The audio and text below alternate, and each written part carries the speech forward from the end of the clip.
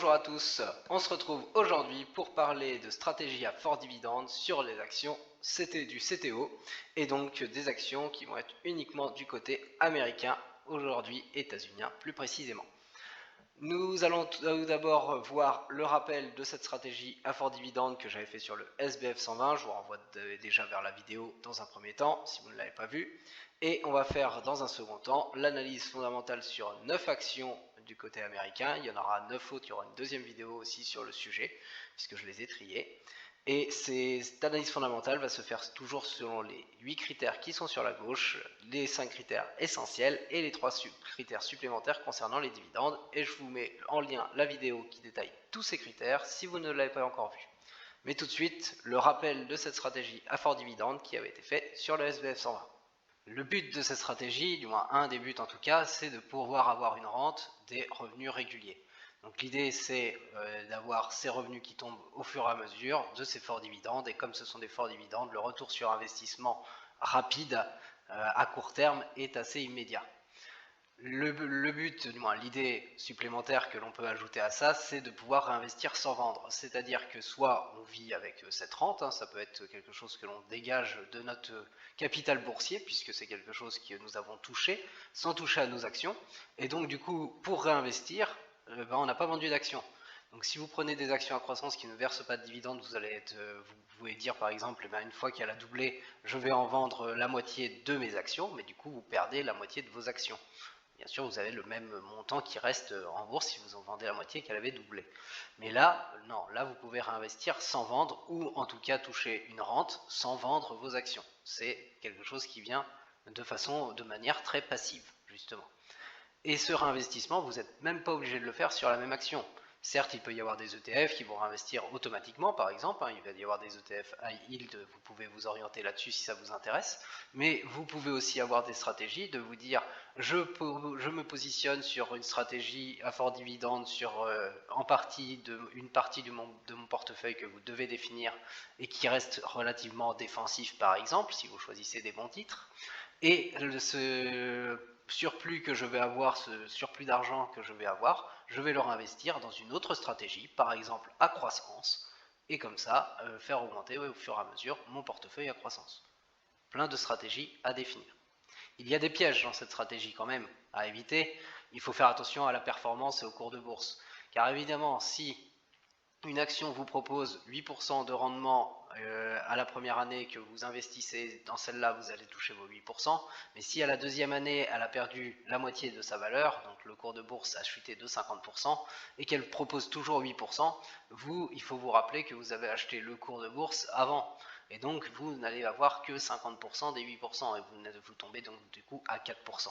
Donc il faut faire attention quand on va s'orienter vers des actions ou des ETF high yield, à bien regarder la composition et à bien regarder ces actions, et c'est pour ça qu'on va en faire l'analyse fondamentale de certaines, pour faire en sorte que ce ne soit pas des actions qui perdent au fur et à mesure, qui ont un cours de bourse décroissant complètement, qui sont à la baisse et qui dans leurs fondamentaux ne sont pas bonnes, donc ce qui explique le cours de bourse à la baisse. Parce qu'autant on peut jouer un cours de bourse à la baisse en se disant ça va remonter, et puis alors là c'est le truc parfait, on a un fort dividende avec une action en bourse qui est en train de rebondir complètement, mais par contre si vous avez une action qui n'arrête pas de descendre, c'est vraiment pas bon, et c'est vraiment pas bon pour votre portefeuille, et c'est vraiment pas bon pour la stratégie non plus. Donc il faut faire attention quand même dans la sélection des titres. Et un deuxième petit piège qu'il faut vous faire attention, c'est la pérennité du dividende. Vous l'avez vu avec la crise, c'est très bien, la crise en 2020 vous a montré les choses. Vous avez eu des dividendes aristocrates, donc des actions qui versent des dividendes au fur et à mesure. Généralement, ce ne sont pas des actions à fort dividende, ces dividendes aristocrates. Nous reviendrons là-dessus, je ferai une autre vidéo sur cette stratégie, puisqu'il y a plusieurs stratégies sur les dividendes qui peuvent être possibles. Mais en tout cas, ce qu'il faut savoir, c'est que ce dividende, il y a peut-être des coupures qui vont arriver. Donc dans votre stratégie à fort dividende, si c'est par exemple, je sais qu'il y a beaucoup de secteurs bancaires l'année dernière qui sont souvent, vous allez le voir, dans les actions, il y a des banques qui ont eu l'obligation de couper leurs dividendes, sachez que ça peut arriver. Maintenant, si les sociétés sont bien en bourse, ont des bons fondamentaux, généralement ce dividende, on va voir qu'il va très vite remonter, très vite revenir à son niveau d'avant, et donc du coup, voilà. Sachez juste qu'il faut faire attention à cette pérennité du dividende, et je le relie avec la performance et le cours de bourse. Si l'action elle perd en valeur en bourse parce qu'elle est mauvaise, parce que ses fondamentaux sont mauvais, il est possible aussi qu'elle ne puisse plus au bout d'un moment fournir le même dividende. Et donc j'en viens aussi à la capacité de distribution de la société, et c'est pour cela qu'on regarde le dernier critère de la liste, la distribution. Je vous le mets à chaque fois dans mon analyse fondamentale, car il est important de regarder le ratio de distribution, donc la part des bénéfices que la société reverse dans ce dividende, dans ce fort dividende, puisqu'ici c'est une stratégie à fort dividende, pour voir à quel point la société, elle s'endette ou est-ce qu'elle a la capacité de le faire. Si elle a la capacité de le faire tranquillement, eh bien pas de souci, on peut se dire que la pérennité du dividende et que la capacité de distribution de la société vont vous rouler.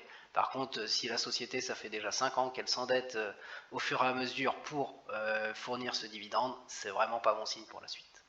Dans cette stratégie, comme dans beaucoup de stratégies, il va y avoir beaucoup de choses que vous devez choisir. Par exemple, vous devez choisir, est-ce que dans votre stratégie, l'allocation du portefeuille, combien vous le faites? Est-ce que vous le faites sur des ETF, des actions? Et est-ce que vous faites par exemple du DCA? Est-ce que vous faites du dollar cost averaging, c'est-à-dire décider de mettre 100 € tous les mois sur cette action-là, ou alors sur une action de votre portefeuille à fort dividende et qui contient un panier d'actions, le nombre est à définir également pour vous.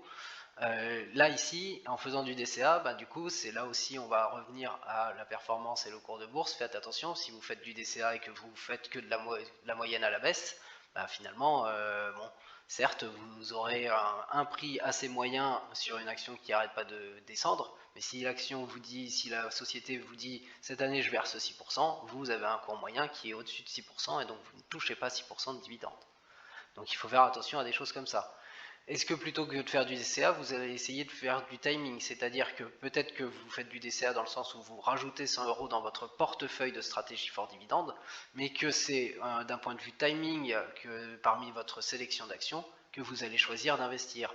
Est-ce que ce mois-ci ou cette année-là, peu importe la périodicité de votre dollar cost averaging, est-ce que c'est 100 € cette fois-ci que je mets sur la société A et le mois d'après, si le timing est meilleur pour la société B et qu'il y a un rebond ou qu'il y a une tendance qui est meilleure pour la société B, je le mets sur la société B par exemple. Voilà, tout ça c'est aussi des choses que vous devez choisir. Au niveau de la durée d'investissement également, faites-vous un plan d'investissement. La durée d'investissement c'est très important. Est-ce que vous êtes dans cette stratégie fort dividende avec des sociétés qu'on appelle avec des secteurs plutôt défensifs par exemple, et donc vous restez à long terme? Combien de temps c'est à long terme? Attention aussi, parce que des fois j'entends des je vais les garder à vie, il n'y a aucun problème avec ça, mais si vous décidez de garder des actions à vie, faites bien attention à faire en sorte que vos enfants, vos proches, ils puissent l'avoir une fois que vous serez décédé, puisque l'action vous avez décidé de ne pas la revendre. C'est pas moi qui l'ai dit, c'est vous qui avez dit je vais l'avoir à vie. Sur une stratégie à fort dividende, ça peut à la limite pourquoi pas s'expliquer, puisque vous allez toucher des dividendes, etc. Et quelqu'un qui me dit avis sur une valeur de croissance qui ne verse pas de dividendes, eh bien, il faut vraiment qu'il voit avec son héritage. Il n'y a aucun problème, il décide ce qu'il souhaite, mais il faut vraiment qu'il voit avec son héritage. Mais par contre, votre durée d'investissement, ça peut être très long, ça peut être 30 ans, mais définissez bien les critères. Et justement, c'est un peu ce que je mets juste en dessous, les critères d'achat et vente, définissez bien vos critères. Il n'y a aucun problème, vous avez le droit de garder votre action pendant 30 ans, c'est peut-être très bien. Je vais le faire personnellement sur certaines. J'ai déjà du long terme dans la société où je travaille par exemple, puisque je garde les actions plus de 5 ans, puisqu'elles sont même bloquées dans mon PE plus de 5 ans. Donc c'est minimum 5 ans, et après je peux voir. Mais dans tous les cas, notez-vous des critères et tenez à votre stratégie. La psychologie rentre beaucoup, et ça on le verra dans toutes les stratégies. Tenez vraiment votre stratégie, votre durée d'investissement, vos critères d'achat-vente sont importants à tenir. Mais c'est des choses que vous devez définir. Définissez aussi votre enveloppe, PEA, CTO. C'est une très bonne stratégie pour du PEA par exemple, pour quelque chose d'assez défensif, ce qu'on appelle assez défensif, puisque vous ne paierez pas d'impôt sur les dividendes reçus. Si en plus vous êtes dans des sociétés françaises, et c'est ce que nous allons voir aujourd'hui avec les sociétés du SBF 120, vous n'avez pas en plus l'impôt à la source qui est pris dans chacun des pays. Si vous êtes sur CTO, vous pouvez très bien faire aussi cette stratégie, mais par contre sachez qu'il y aura le montant de l'impôt à déduire. Et donc du coup tout ça, ça nous amène à faites attention aussi à votre sélection d'actions et d'ETF. Des ETF à yield, lesquels vous voulez, est-ce que ça réinvestit automatiquement ces forts dividendes, est-ce que ça vous les verse? Et dans la sélection d'actions, et bien sûr faire attention à tout ce que j'ai dit. Du coup, nous allons passer à une sélection. J'ai fait le SBF 120, donc je me suis concentré pour cette vidéo et pour cette stratégie en tout cas. On pourra la voir sur plusieurs choses. Sur le SBF 120, on pourra la voir en Europe, on pourra la voir du côté des États-Unis. Je regarderai les sociétés que je peux vous présenter aussi qui vont dans le cadre de cette stratégie à fort dividende. Mais dans le cadre du SBF 120, j'ai même pris les valeurs qui vont verser l'année prochaine, qui annoncent en tout cas, puisque ce sont des estimations, annoncent verser plus de 5% de dividendes l'année prochaine. Donc bien sûr avec le cours de bourse actuel, hein, si le cours de bourse triple d'ici là, ça sera autre chose. Ça sera moindre forcément. Mais j'ai pris ça, j'ai donc trouvé 16 sociétés qui proposent de verser un dividende de plus de 5%. Et donc du coup, cela veut dire que l'on s'intéresse au critère du rendement qui est ici, et donc du coup ce critère-là va être en vert. En tout cas, il va être en vert l'année prochaine, puisque comme je vous l'ai dit, bon, c'est des estimations pour l'année prochaine. Donc nous allons faire l'analyse fondamentale sur la société actuellement, mais comme ça, nous verrons de la couleur où elle est déjà aujourd'hui, et vers là où elle va après. Et ensuite, j'ai rajouté un critère pour justement essayer d'avoir un cours de bourse, une performance qui risque d'être bon et donc plutôt d'améliorer la société. Je me suis intéressé à uniquement des sociétés dont le résultat va être minimum en vert clair. C'est pour ça que je vous ai mis vert clair ou vert. C'est-à-dire que cette colonne-là de résultats va être vert ou vert clair. Alors là, pareil, j'ai pris à la fois celles qui vont normalement passer dans cette couleur-là selon les estimations. Et là par contre c'est les estimations de fin 2021, j'attends juste les chiffres de 2021 qu'ils soient confirmés ou pas, soit des sociétés d'où c'est le cas, et par contre je vais vous montrer qu'il faut peut-être faire attention, parce qu'il y en a où peut-être que c'est en vert clair actuellement, mais les estimations pour l'avenir sont peut-être un peu plus troubles. Donc voilà tout ce que je vais faire dans cette sélection d'actions. Comme pour le SBF 120, ces actions américaines du CTO, eh bien j'ai pris le rendement toujours en vert, puisque toutes les actions que je vais vous présenter ont un rendement supérieur à 4%, et je me suis focalisé uniquement sur les actions dont le résultat apparaît en vert ou en vert clair, ou va le devenir une fois que les chiffres de 2021 sont validés. Donc cette ligne-là va forcément être en vert clair ou en vert. Et en plus de ça, c'est pour ça que vous avez 18 actions là qui vont être présentées, hein, 9 dans la première vidéo, 9 dans la deuxième vidéo. J'ai classé toutes ces actions exactement de la même façon que j'avais déjà fait sur leur performance de l'année glissante. Donc là, on commence de suite avec les 9 actions qui ont les mieux performé sur l'année glissante et dont le rendement est en vert et le résultat est en vert ou en vert clair. Et nous commençons de suite avec une première entreprise du secteur pharmaceutique. Il s'agit de l'entreprise AbbVie. Nous ne l'avons pas encore vu ensemble, donc voici l'analyse complète de suite. La société AbbVie est une entreprise américaine qui est spécialisée dans la recherche pharmaceutique. Elle recherche, développe des médicaments thérapeutiques pour le traitement de l'arthrite rhumatoïde, du psoriasis, de la maladie de Crohn, de la thyroïde, de la maladie de Parkinson, du VIH, des complications de la mucoviscidose, du faible taux de testostérone et des complications associées à la maladie rénale chronique. Donc beaucoup de domaines de recherche. La société est assez récente, 2013 sa date de création, et elle emploie, alors c'était 30 000 personnes qui sont indiquées ici, mais j'ai même pu lire 50 000 personnes actuellement. Je vous rappelle qu'AbbVie, elle est issue, cette société, d'une scission avec la société Abbott que nous avons vu dans la stratégie dividende aristocrate, la première vidéo sur la stratégie dividende aristocrate. Je vous mets le lien si vous n'avez pas vu cette vidéo. Donc société Abbott que nous avons vu, hein, qui fait partie des dividendes aristocrates et qui évoluait énormément au niveau de la croissance, puisque je les ai triés par croissance. Et AbbVie, c'est une autre société dividende aristocrate qui est aussi dans cette liste. Nous ne l'avons pas encore vue puisqu'elle va arriver un peu plus tard, et donc du coup je ferai un rappel sur AbbVie. Sur le site, on peut retrouver différentes thématiques, l'immunologie. Vous voyez, hein, 20 ans d'expérience connue dans le traitement des maladies inflammatoires du système, et AbbVie poursuit dans cette recherche-là pour changer la vie des patients. En tout cas, c'est un peu commercial, hein, bien sûr, mais c'est sur leur site que l'on retrouve tout ça. Il y a toute la partie oncologie, où AbbVie bénéficie effectivement de toute l'expérience de la recherche, hein, puisqu'il y a d'autres sociétés avant elle, et l'idée c'est de mettre au point de nouveaux traitements anticancéreux, et ils espèrent pouvoir poser des fondations de la nouvelle génération de traitements. Du côté des neurosciences, il y a des travaux de recherche qui portent sur les maladies neurodégénératives, donc je vous ai déjà parlé, hein, Parkinson, on voit Alzheimer ici, et la sclérose en plaques. Et enfin, du côté virologie, l'idée c'est de prendre en charge les patients qui sont atteints du virus de l'hépatite C. Tout ça fait beaucoup de domaines, que ce soit sur les différents sites, on n'arrête pas de trouver plein de domaines sur lesquels sont cette société. Elle est aussi présente un peu partout sur le globe, beaucoup de personnel, une société même si elle est plutôt récente au niveau de sa date de création, et qui va très bien, et donc un business en vert. Côté capitalisation boursière, elle est indiquée ici, elle est de 239,46 milliards de dollars, une énorme capitalisation boursière, largement supérieure à 500 millions de dollars ou d'euros, et donc du vert pour le deuxième critère. Le résultat net en jaune sur le graphique, ici, son évolution sur les 5 dernières années. Et vous voyez que 2020 était une année un peu difficile, un peu en retrait par rapport aux années d'avant, avec 4,62 milliards de résultats nets. Et si on revient 3 ans avant, on était à 5,69 et 3 ans encore avant, nous étions à 5,95.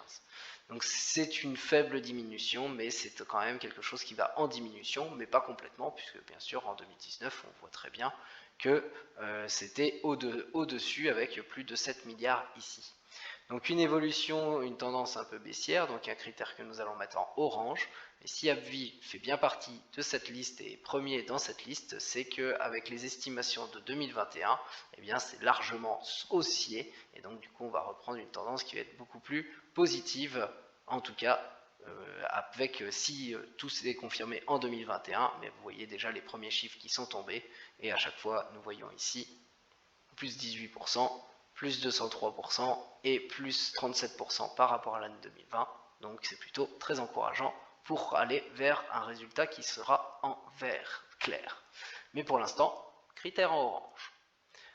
Du côté du cours de bourse, celui-ci est haussier, vous voyez la hausse sur 5 ans, 116,43% pour cette première action de la liste. Et sur 3 ans, donc nous allons prendre par rapport au 28 décembre 2018 par exemple, c'est à peu près 3 ans, c'est très bien, 48,74% de hausse encore, donc là aussi plus de 5% par an, donc deux hausses très fortes sur 5 ans et sur 3 ans, même si vous voyez, il y a eu une belle baisse là quand même, entre début 2018 et il y a eu à plusieurs moments, mais on va dire là septembre 2019, vous voyez quand même 43% de baisse, donc c'est pas complètement haussier. Mais en tout cas, les hausses pour l'instant sur 5 et 3 ans sont très fortes, et donc du coup, même si c'est une action volatile, c'est un critère que nous mettons en vert. Le PER, le ratio cours sur bénéfice, est indiqué ici à 32,24. Il est donc élevé, il se situe dans la zone entre 25 et 35, zone que nous mettons en orange. Du côté de l'historique du dividende pour la société AbbVie depuis 2013, eh bien vous voyez, c'est en augmentation année après année. Je vous rappelle aussi qu'AbbVie fait partie de la scission, est issu de la scission avec Abbott, l'entreprise d'ailleurs que nous avons vu dans les dividendes aristocrates, je vous le rappelle, et du coup, eh bien l'augmentation de ce dividende, eh bien c'est passe encore d'avant, et donc AbbVie, c'est également une dividende aristocrate. Ce qui nous intéresse nous, c'est les 5 dernières années, très haussier avec 18% de croissance en moyenne, un critère en vert, sans problème. Le rendement, comme je vous l'ai dit, plus de 4%, 4,2% ici, plus de 4% veut dire plus de 3%, c'est notre zone en vert, et donc un critère que nous mettons en vert. Le ratio de distribution associé à ce dividende, la distribution sur le résultat net que vous voyez ici. Eh bien certes, le dividende augmente, mais ce ratio de distribution, lui aussi, il a tendance à augmenter assez fortement.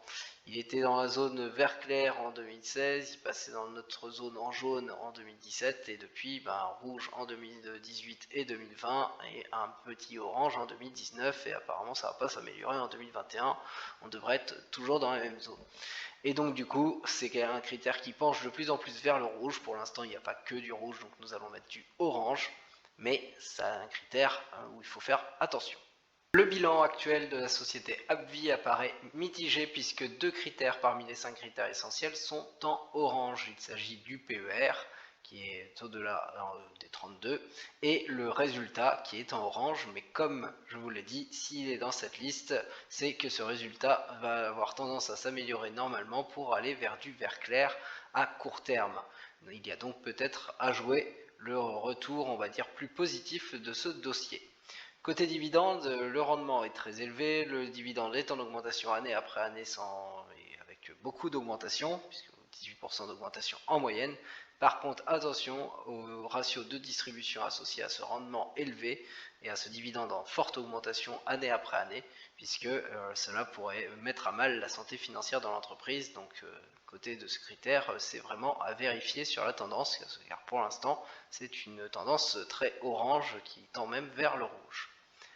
Passons à la deuxième société, une autre société que nous n'avons pas vue. Nous changeons de secteur et il s'agit de la société Iron Mountain.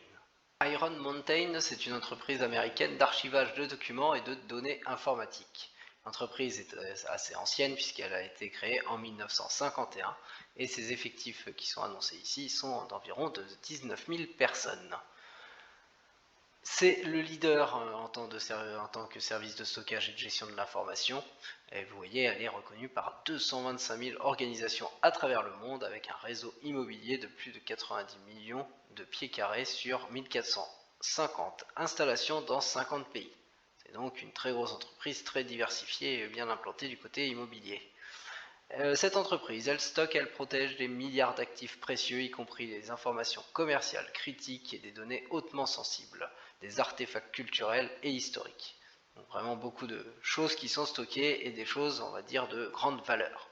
Les solutions qui sont fournies, ça inclut tout ce qui est stockage sécurisé des enregistrements, la gestion des informations, la transformation numérique, la destruction sécurisée, les centres de données, tout ce qui est service cloud, le stockage d'art, la logistique.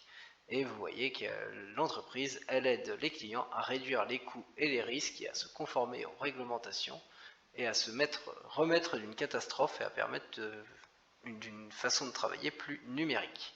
Donc une entreprise dans le stockage qui a beaucoup de choses au niveau immobilier puisqu'il y a tout ce qui est data center notamment, très bien implanté dans le monde et donc un business qui est en vert. Une actualité d'abord à rajouter. Vous voyez que Iron Mountain n'arrête pas ses investissements et son business puisqu'elle rachète IT Renew, un spécialiste du reconditionnement de serveurs, et donc cela augmente encore son activité. L'idée c'est que cette entreprise apporte son expertise en matière de recyclage et d'élimination du matériel informatique à l'activité de gestion du cycle de vie des activités informatiques d'Iron Mountain. Donc, business en vert, ça ne remet pas en cause, mais je voulais vous partager cette actualité.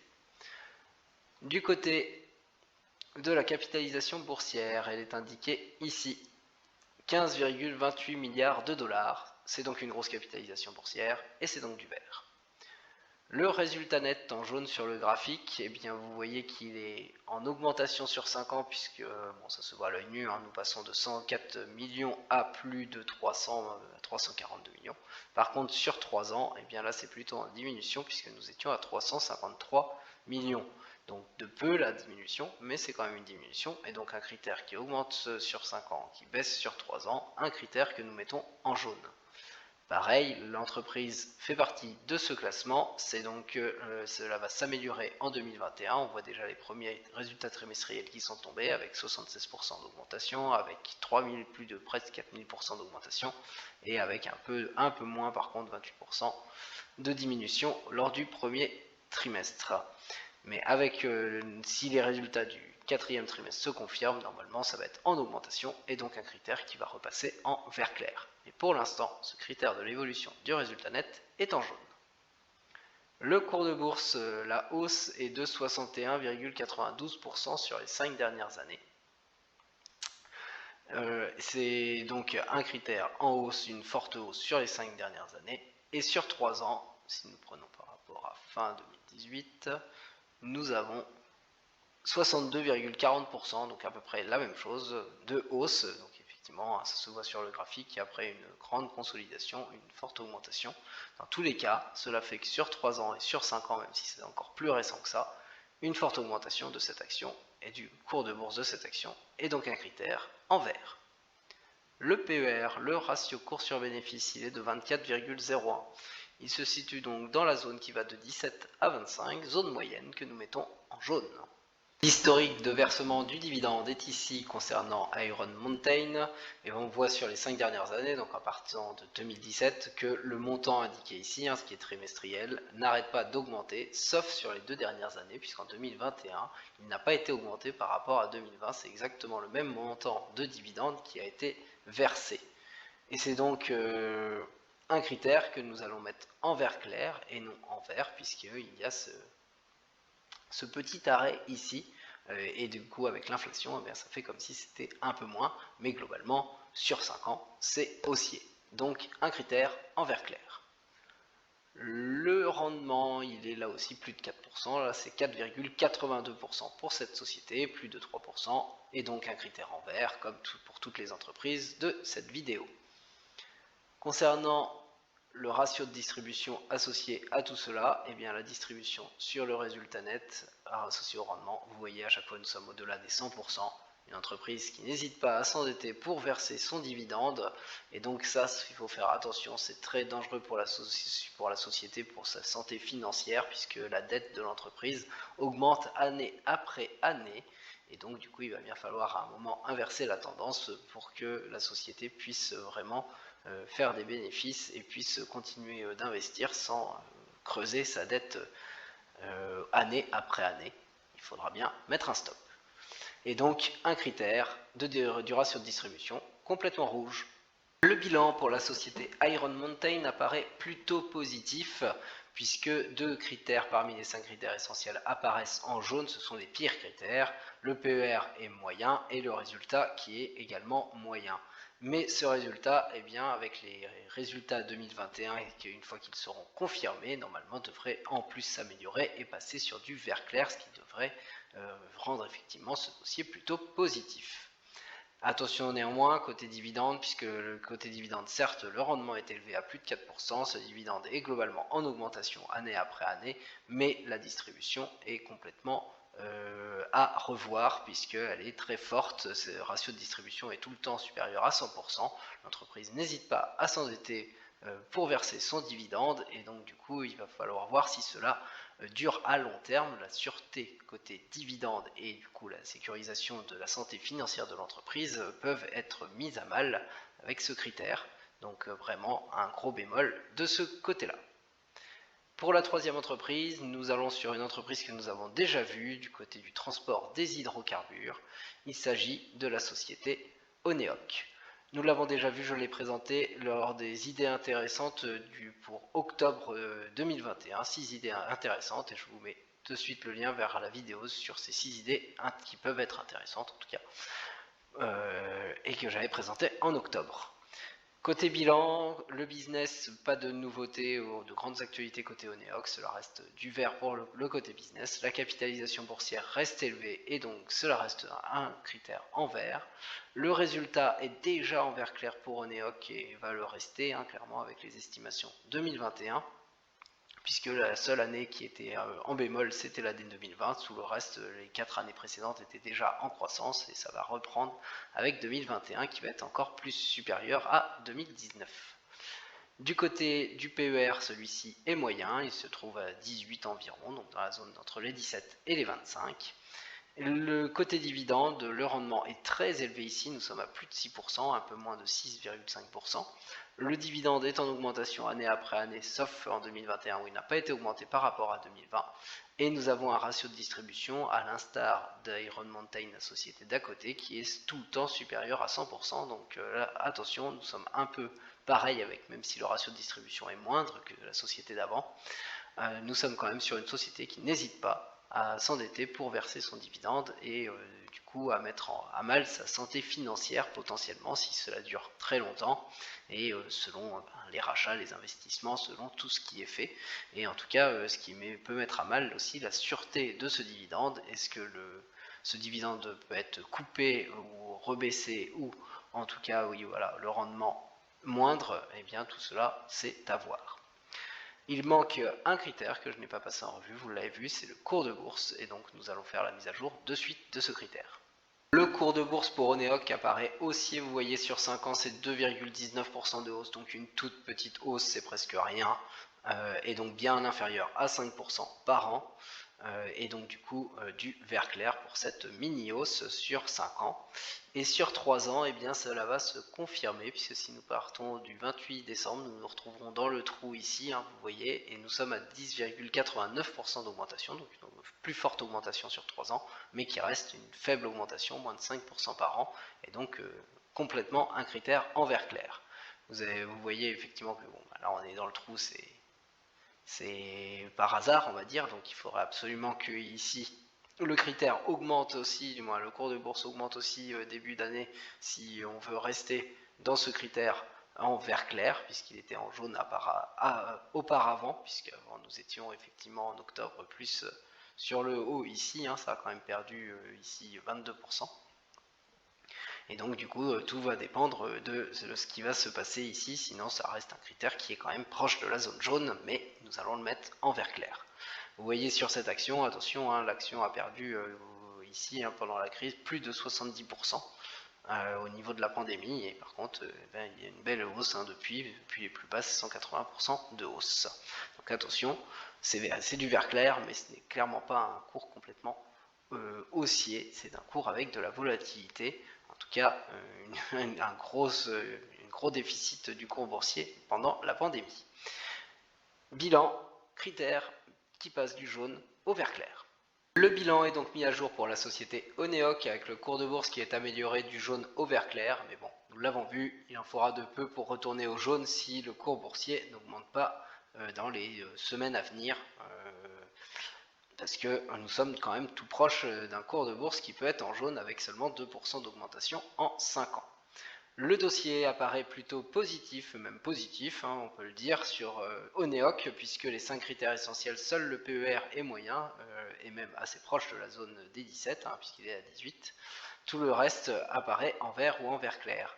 Le bémol est à mettre côté dividende, puisque exactement comme pour la société Iron Mountain, côté dividende, le rendement est élevé, le dividende est en augmentation année après année, mais la distribution est très peu maîtrisée, ou en tout cas ça ne peut pas durer comme cela à long terme, donc attention de ce côté-là pour la santé financière de l'entreprise. Passons à la 4e entreprise, là nous allons du côté gazier et pétrolier, et il s'agit d'une entreprise que nous n'avons pas encore vue ensemble, il s'agit d'ExxonMobil. ExxonMobil, de son nom complet ExxonMobil Corporation, c'est une société pétrolière et gazière américaine. Elle est très ancienne, elle date d'une fusion de 1999 entre les deux sociétés Exxon et Mobil, d'où le nom, mais vous voyez qu'on peut revenir à des créations de Standard Oil ici en 1870.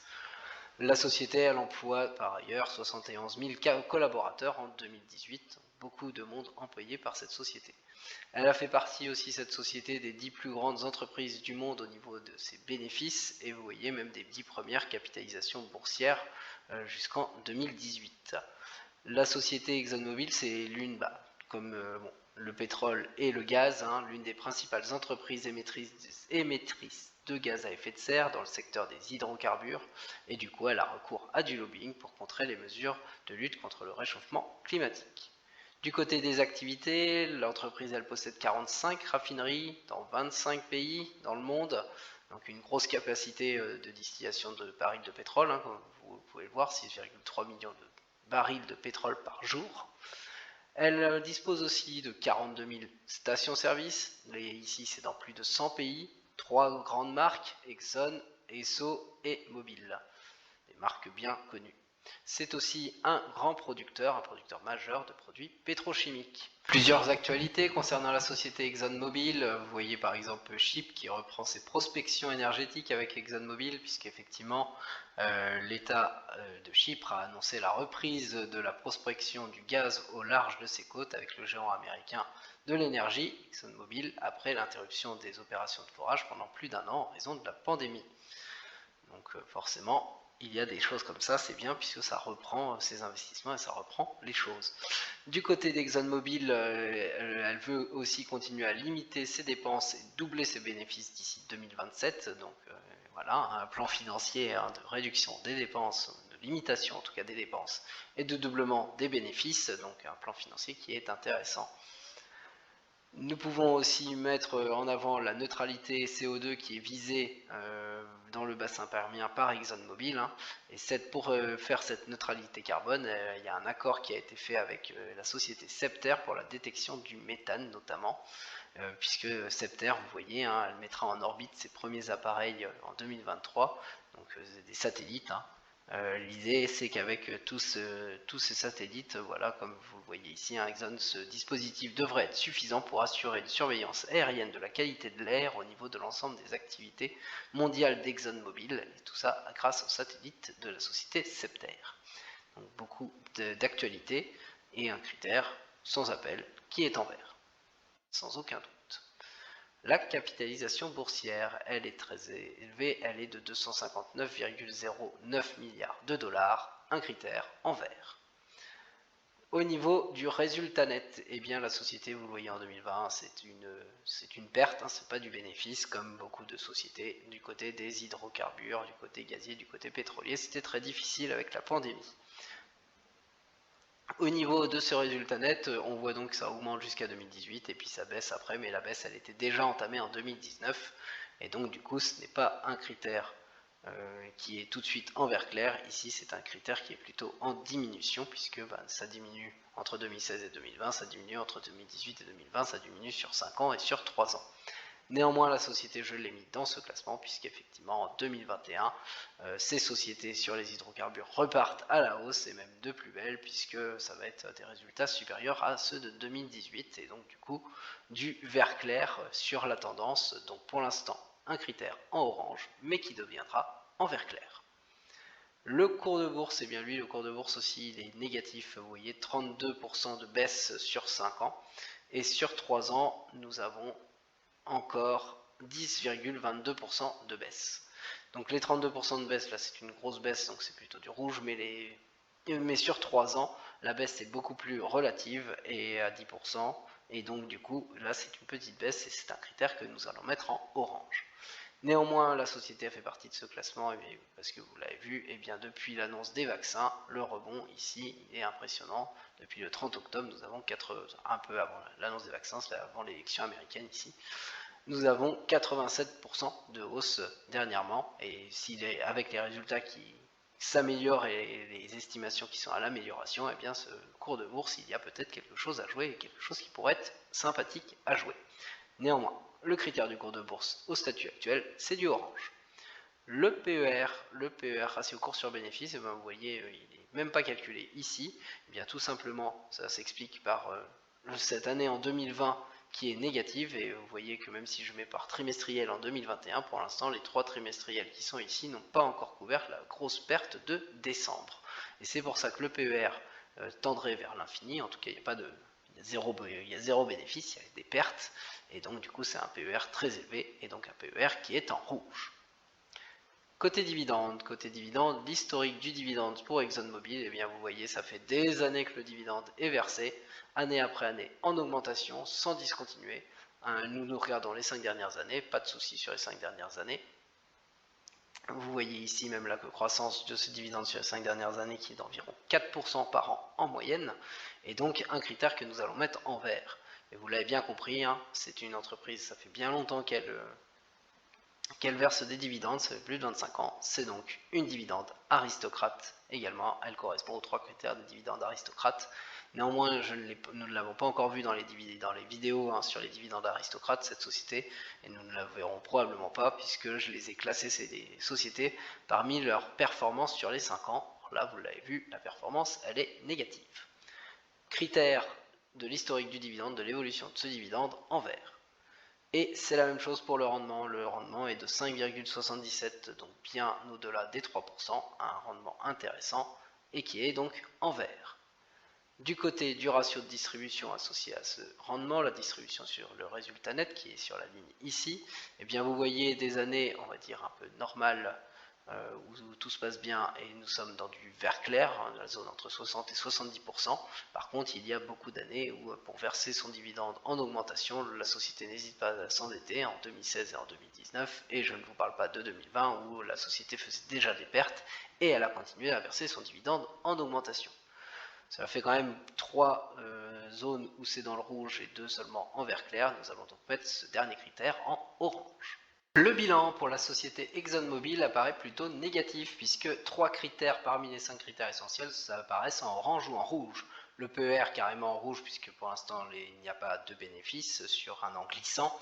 Le cours de bourse plutôt baissier clairement, même s'il y a un rebond depuis l'élection présidentielle américaine exactement, et puis ensuite l'annonce du vaccin Pfizer, de l'arrivée de ce vaccin, de ces tests en phase 3 à l'époque, et les résultats qui sont plutôt négatifs actuellement.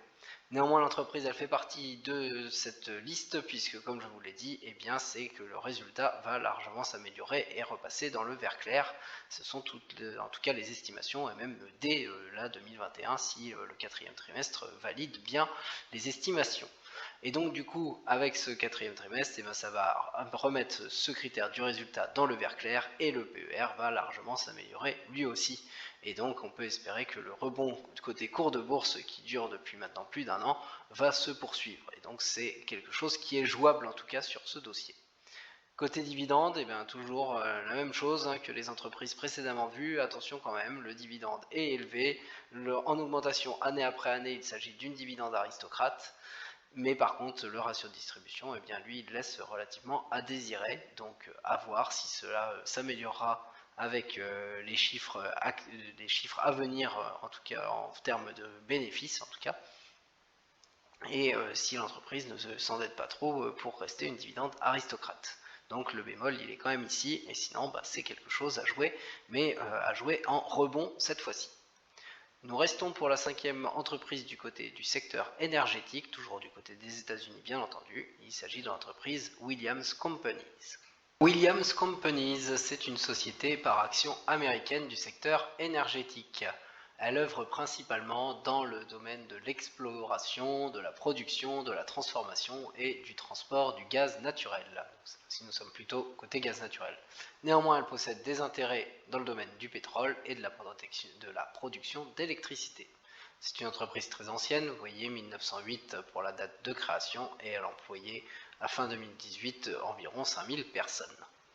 Du côté de ses activités, donc le gaz naturel, nous avons compris que c'est clairement ça sur quoi elle est investie, c'est le transport et le stockage de gaz naturel, la détention d'un réseau de plus de 53 000 km de gazoducs, et le groupe en parallèle développe une activité de traitement et de liquéfaction du gaz. La vente de gaz naturel et de gaz naturel liquéfié, fait partie de ses activités. Vous pouvez voir toute une partie ici indiquée télécommunications, ça c'est, je vais vous le montrer quand même, c'est en tout cas le fait que la société a joué un rôle dans le développement de l'industrie des télécommunications en installant des fibres optiques dans des oléoducs qui étaient désaffectés. Puis après elle les a revendus, comme vous voyez, première vente en 1995 et le deuxièmement en 2001. Donc elle ne s'occupe plus de la partie télécommunication, mais elle a joué un rôle là-dessus et a fait des bénéfices sur cette affaire-là. En tout cas, elle centrait son activité sur le gaz naturel, principalement du côté des États-Unis, et son activité va bien, donc du coup c'est du vert côté business. La capitalisation boursière pour Williams Companies. 31,59 milliards de dollars affichés ici, et c'est donc une grosse capitalisation boursière, un deuxième critère qui est en vert. Le résultat net, son évolution en jaune sur le graphique ci-dessus, bien là c'est très variable, comme vous pouvez le voir, des gros bénéfices en 2017, 2 années complètement négatives en 2007-2018, une année un peu difficile en 2020. Donc du coup, ça fait quelque chose qui est plutôt en vert clair puisque nous partons sur 5 ans et sur 3 ans, nous avons du vert clair. Mais attention, cela risque de ne pas forcément durer. Alors tout va s'améliorer, en tout cas les estimations sont bien plus améliorées, vont bien plus ressembler à 2017 à partir de 2021, et si ça se confirme en 2021, mais il n'empêche que la société va peut-être osciller entre du jaune et du vert clair sur ce critère, mais en tout cas pour l'instant c'est du vert clair, même si c'est très aléatoire. Le cours de bourse, lui, eh bien, il apparaît baissier sur 5 ans, moins 16% de baisse. Donc du coup, c'est une baisse, mais qui est relative, puisque sur 5 ans, ça fait moins de 5% de baisse quand même. Donc un cours qui est plutôt baissier. Mais sur 3 ans, eh bien, nous sommes pile poil dans le trou qu'il y avait ici en fin 2018. Et donc du coup, là, pour l'instant, nous sommes en hausse de 21%. Donc du coup, ça fait une baisse sur 5 ans, une hausse sur 3 ans, un critère que nous allons mettre en jaune. Mais vous pouvez le voir, hein, et c'est pour ça que la société se retrouve à cet endroit-là pour l'instant, c'est que elle est dans une tendance haussière et un bon rebond depuis la pandémie en 2020, 125% depuis les plus bas. Un critère, je vous le rappelle, en jaune. Le PER, le ratio cours sur bénéfice, est de 31,40. Il se situe dans la zone qui va de 25 à 35, la zone de cherté, cet indice de cherté de ce ratio PER élevé, à un ratio que nous mettons, un critère que nous mettons en orange. Du côté du dividende, le versement du dividende, l'historique de ce dividende, année après année, nous regardons les 5 dernières années. Donc nous, c'est en hausse, donc clairement c'est un critère que nous allons mettre en vert, mais néanmoins, hein, il est intéressant de voir à quel point ça peut être chaotique, donc en fonction des années, l'entreprise n'hésite pas à complètement faire chuter son dividende de façon très forte avant de le réaugmenter que lorsque cela va mieux. Donc cela peut être très bien pour gérer le ratio de distribution et pour la sécurisation, la sécurité financière de l'entreprise.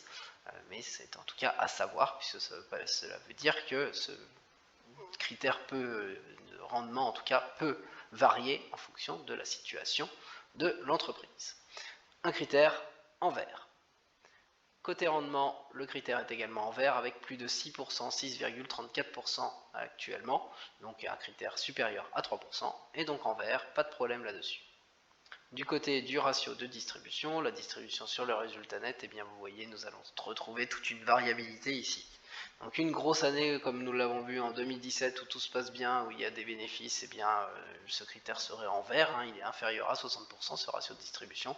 Par contre sur les autres années, eh bien l'entreprise, même si elle fait diminuer son critère au fur et à mesure, elle n'hésite pas à s'endetter pour verser son dividende, même si elle le fait diminuer, elle le varie au fur et à mesure.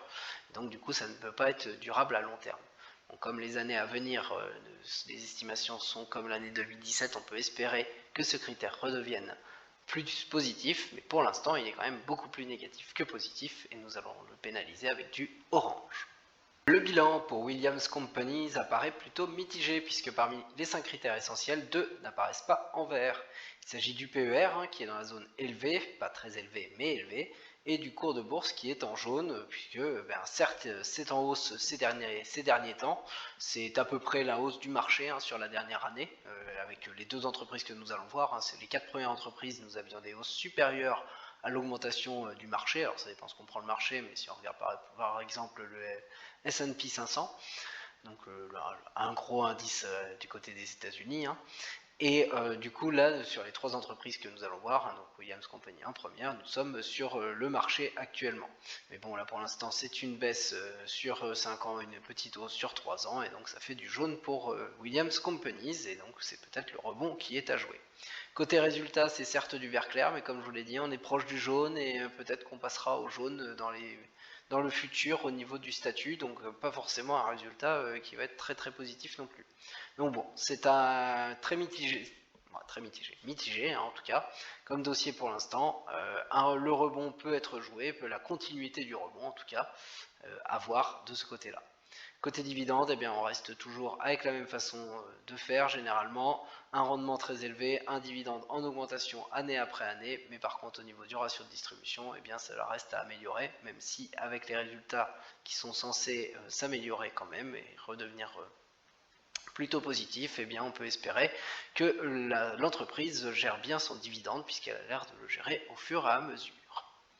Nous passons à la 6e entreprise de cette vidéo. C'est une entreprise du côté de la télécommunication, nous l'avons déjà vu, il s'agit de Lumen Technologies.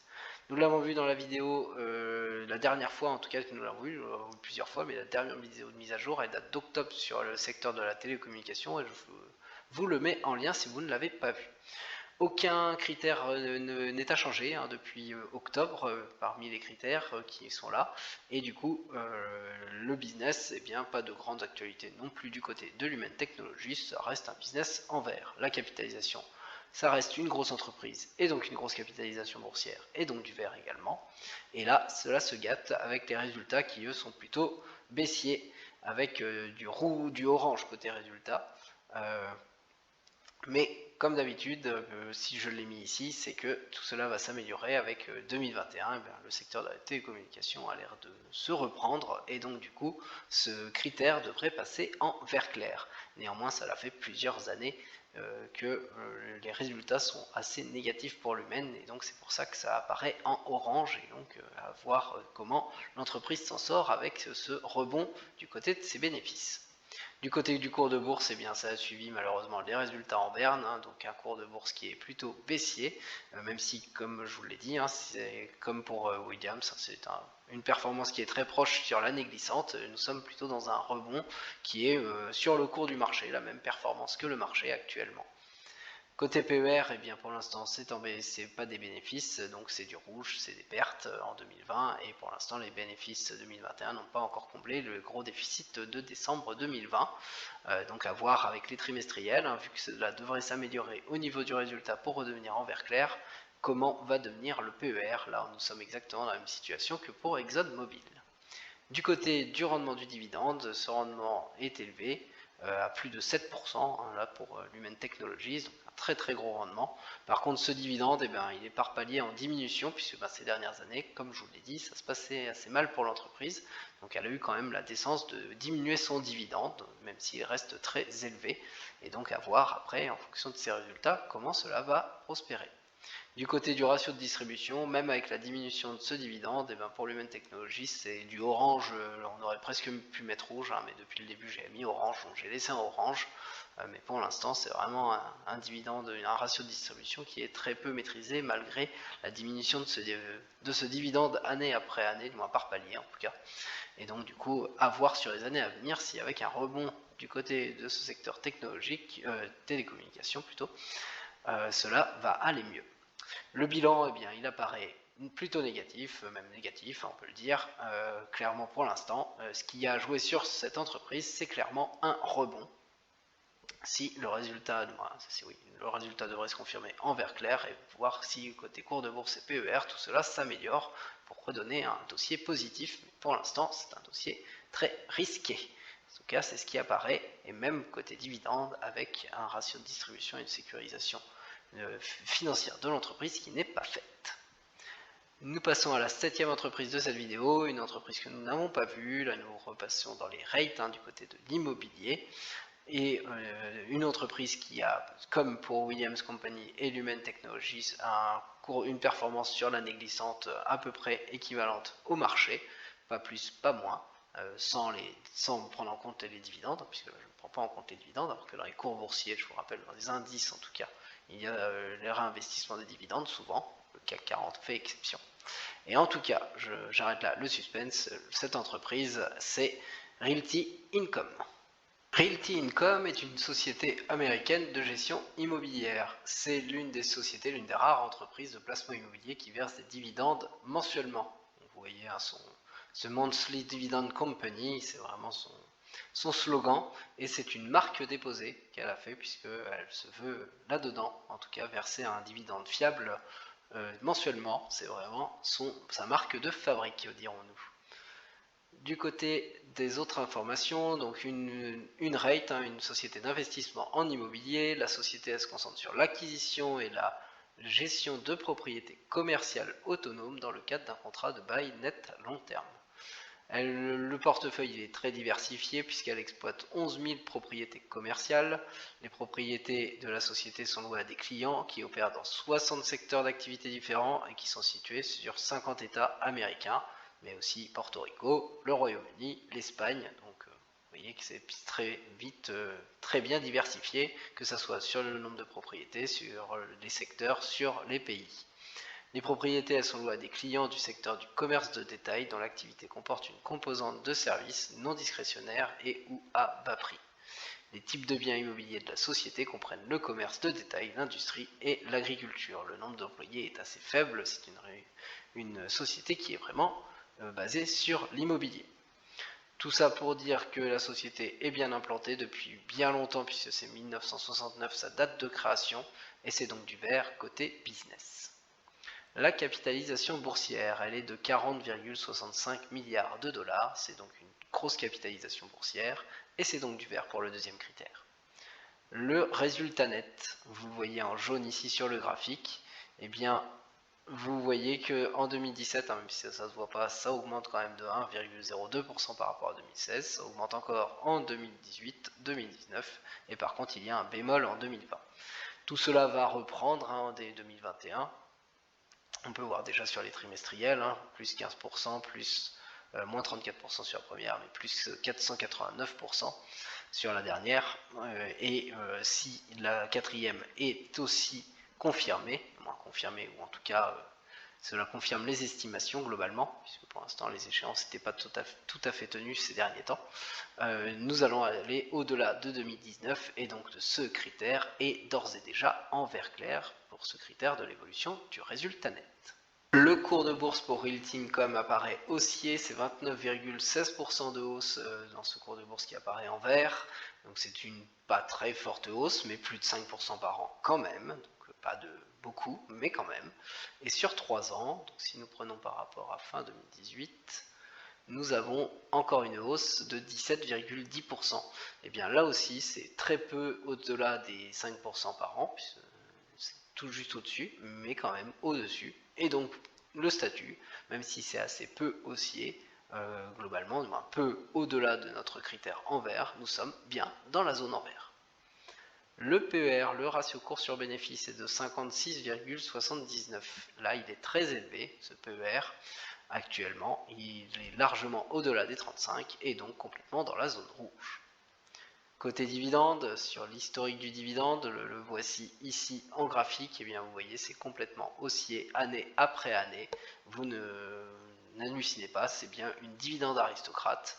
Je ne l'ai pas présenté dans les vidéos pour l'instant sur les dividendes aristocrates, je ne le ferai pas puisque je les ai triés par performance sur 5 ans, et vous imaginez bien qu'avec 29% de performance, alors que moi je vous présente des choses qui sont à plus de 200% pour l'instant, et même au-delà des 100%, vous verrez ensuite, eh bien elle est loin d'être dans le haut du classement de ce que j'ai trié. Mais nous la voyons néanmoins ici dans cette vidéo à fort dividende du côté des États-Unis.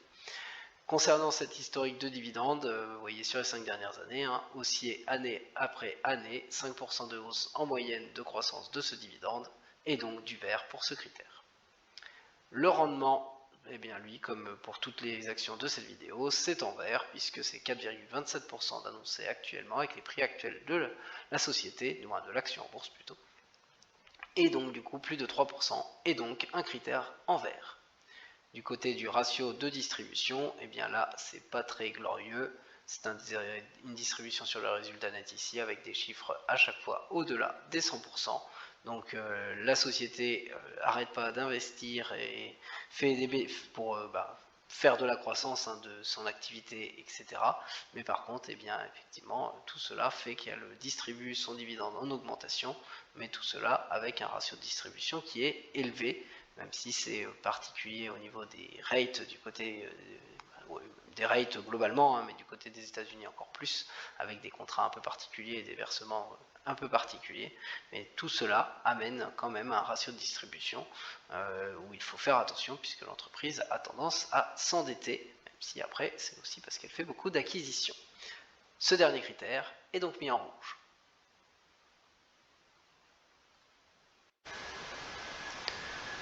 Le bilan apparaît positif pour la société Realty Income, même si, attention, parmi les 5 critères essentiels, un seul est en rouge, il s'agit du PER qui est quand même très élevé, au-delà des 56.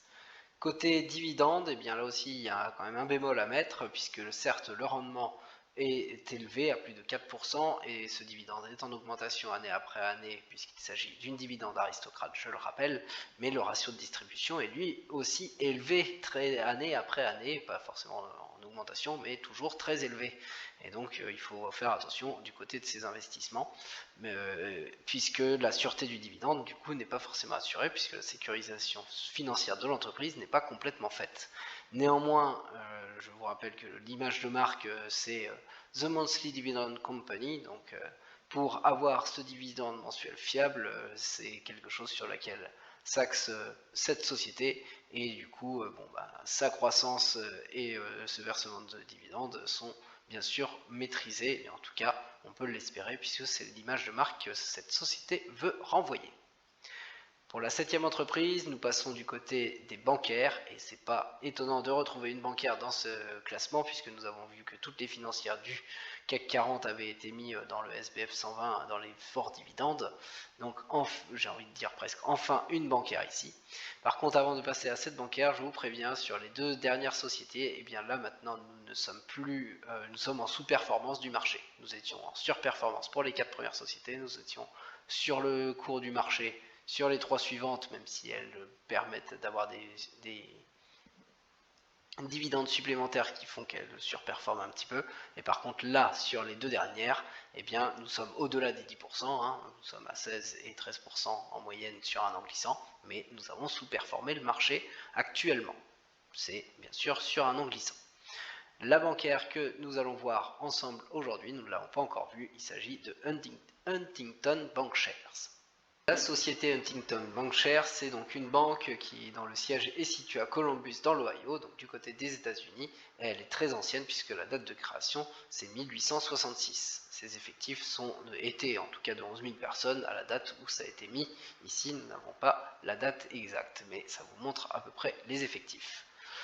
C'est la société de portefeuille bancaire régional. Elle a comme actif 123 milliards de dollars d'actifs à gérer, un réseau de 839 succursales, 11 bureaux privés, Private Client Group, et 1322 guichets automatiques dans 7 États du Midwest, du côté des USA. Fondée en 1866, ça je vous l'ai dit, elle a des sociétés affiliées, tout cela ça offre des services aux consommateurs, aux petites entreprises, aux entreprises, à la gestion de trésorerie, à la gestion de patrimoine, au courtage, aux fiducies, aux assurances, donc beaucoup de services, tous les services on va dire bancaires à peu près classiques. Il y a aussi des services de financement de véhicules, de financement d'équipements, d'établissements national et de marchés de capitaux qui s'étendent au-delà de ces principaux états. Donc voilà, beaucoup d'informations ici, mais beaucoup d'activités assez classiques pour une bancaire. Je ne vais pas aller m'étaler plus que ça. Une société très bien implantée depuis plus d'un siècle. C'est donc du vert côté business. La capitalisation boursière pour Huntington Bancshares, elle est de 22,30 milliards de dollars. C'est donc une grosse capitalisation boursière et c'est donc un critère qui est en vert.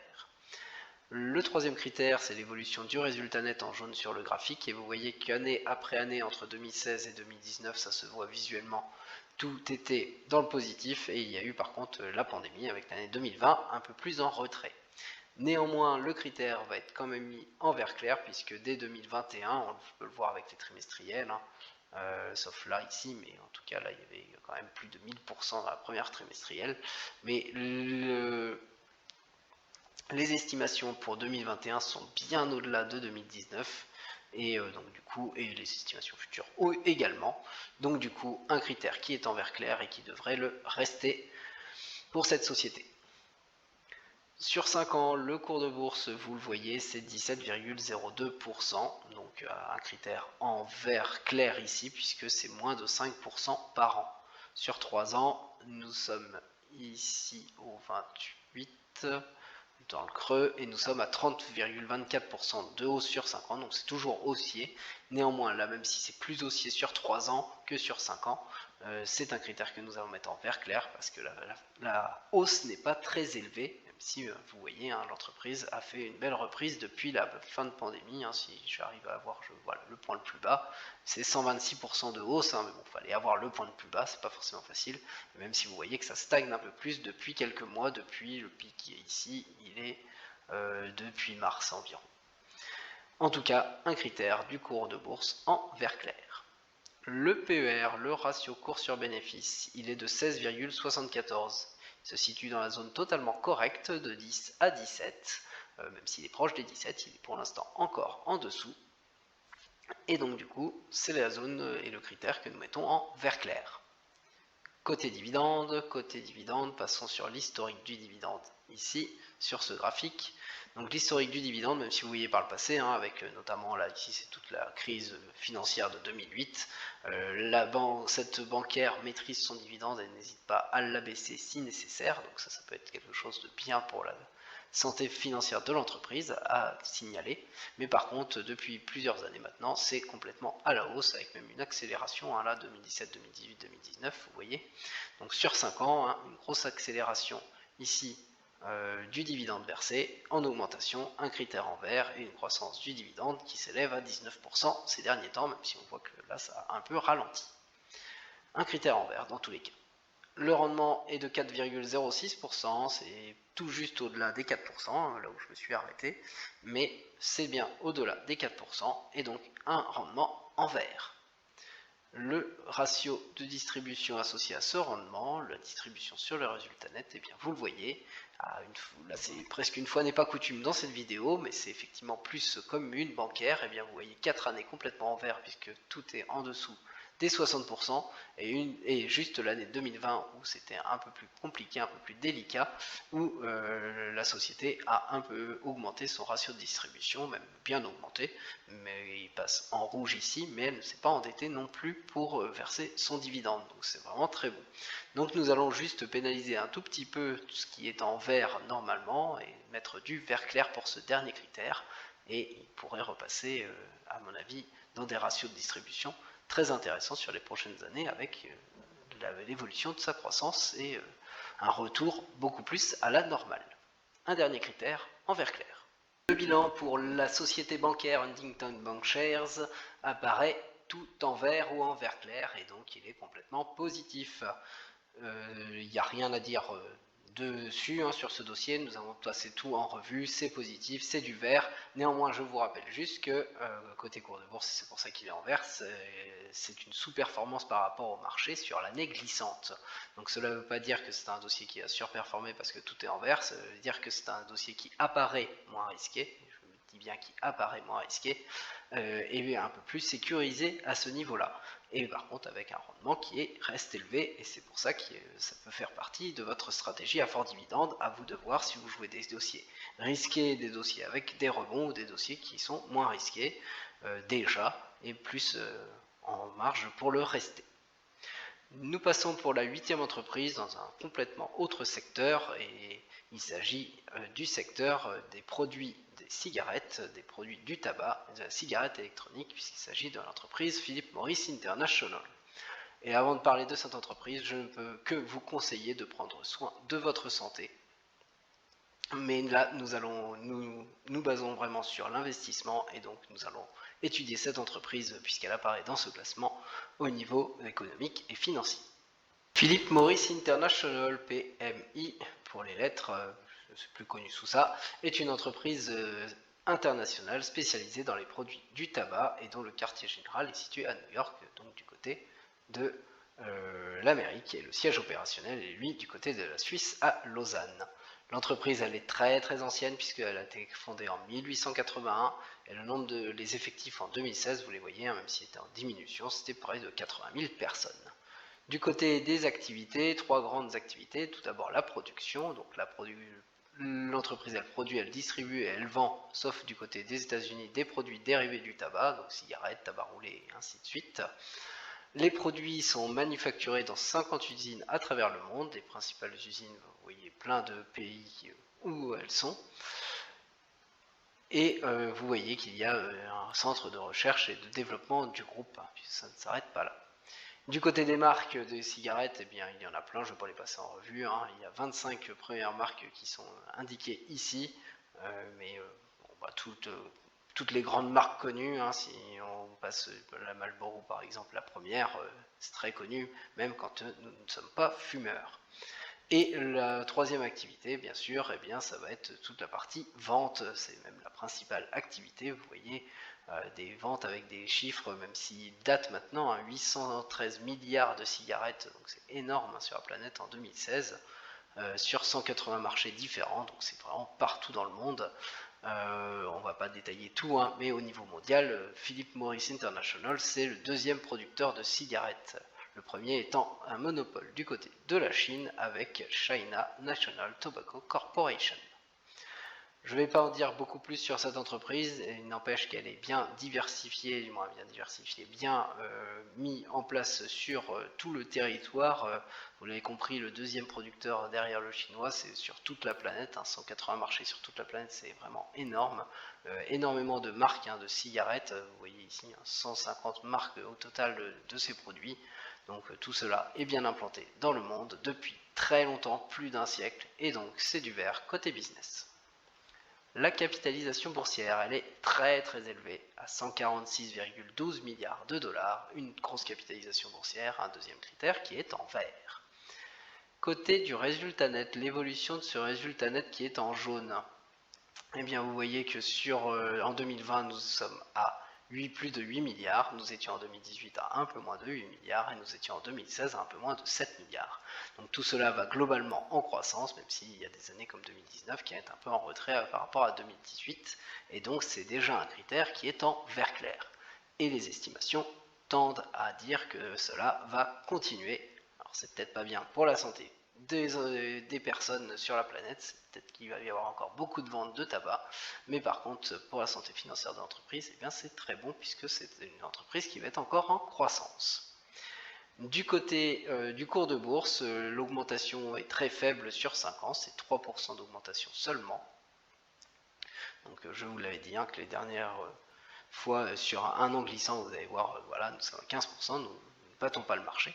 Et sur 3 ans, alors là par contre nous étions dans le trou ici je pense, oui voilà, donc sur 3 ans ça va être aussi haussier, là ça va être 40,23% de hausse quand même sur 3 ans, donc là une beaucoup plus forte hausse, mais avec la mini hausse sur 5 ans et qui pourrait ne pas durer, parce qu'il faut absolument que le cours de bourse augmente aussi vite qu'il l'a fait ici en 2017, pour l'instant le critère du cours de bourse s'affiche en vert clair, mais il pourrait passer au jaune s'il n'augmente pas très rapidement.